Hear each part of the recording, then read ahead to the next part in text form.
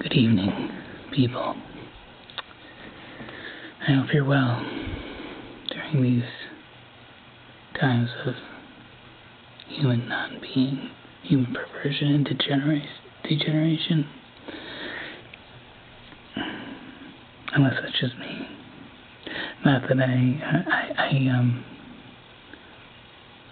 I progress with my liberation studies and my fighting back against the forces of degeneracy actively, so I consider myself less degenerate than perhaps many, but who knows.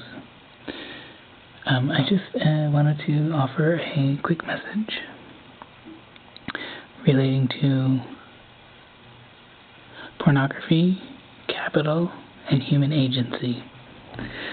The idea is relatively simple. All the pornography that's out on the internet drives the internet, web technology and things like this. It's just immense. It's everywhere. It's obscene, disgraceful, and degenerate. And I wanted to speak about the people who are featured in those movies, in those videos. They're just bodies. The identity of a person, of a human, has a lot to do with their agency.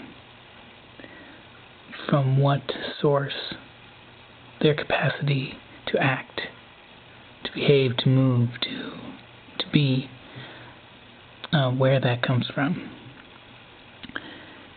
And in the case, pornography is a really simple case because it's very easy to understand.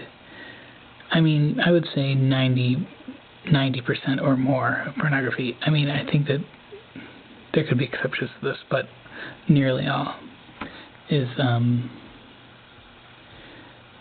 that the message is that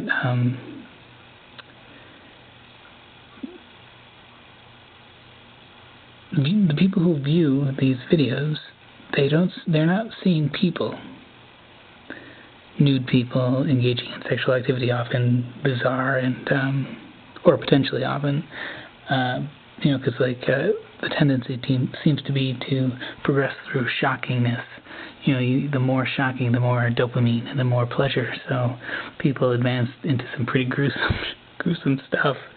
As far as I know, as far as my experience has been, it's a real active fight, to avoid that unpleasantness, because in the end it just turns into a miserable, self-loathing degenerate. So it's really important to fight against it. Anyways, the message was the agency of those people who you are viewing in those videos is the agency of capital. In terms of international finance, capital.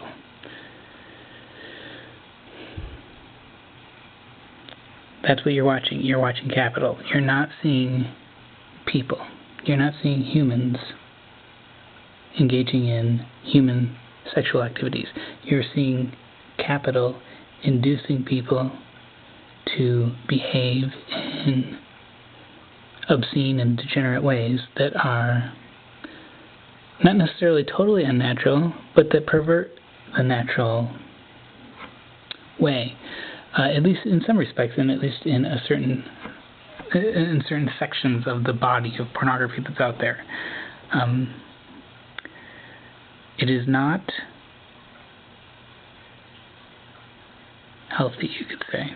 It is not. These are not human beings. These are capitalist automatons. Not necessarily celebratory capitalist automatons. I think a lot of these people are essentially, also there are a lot of slaves, but those people are slaves because they're slaves to capital. So they're even very literal slaves who are controlled. I mean, who are we're all controlled by capital. So who are forced with physical violence. Although the police, they sort of force us with a threat of physical violence from a distance, often or sometimes in person. And also, organized crime and these sorts of things. But the people whose lives are truly compromised, who have been relocated, for example, and who are held prisoner and who don't see money. There's a lot of that amongst internet pornography, but I'm also speaking of the people who are receiving money for their activities. Both of these classes are examples of the agency of capital, international capital. And that is what you're seeing. And that's why it affects people the way it does. It doesn't mean that the impetus for people's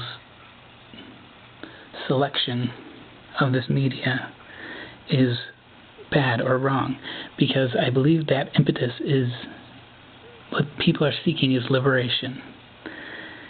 And it's a horrible trap, obviously. I don't think I'm the only one who understands this. Hopefully I'm not. I mean, it's a long road to, I don't want to call it recovery, but to understanding and to taking a hostile position to these obscene medias that are out there. I want to say more about it, but I don't want to get too long-winded. I've already sort of repeated the message a number of times, but I'm hopefully clarifying it. It's not a complex idea, I don't believe. I want to talk more about agency itself and try to offer the contraposition or the counterexample to the agency of capital. Because capital is so powerful and it has homogenized the world and people so much that the counterexamples to the agency of capital may be limited, including the primary instance that I'm thinking of is the form of resistance to capital, or the agency of capital. And that is also sort of could easily be understood as an agency, a derivative of the agency of capital. So it's still not pure, but it's a lot better, and it's a start until we can really get some land, gain some ground. I think it's going to have to be that way. But hopefully I will get to speak more on these issues as I contemplate them and improve my capacity for communication. Let me know if you got something out of this. Thank you.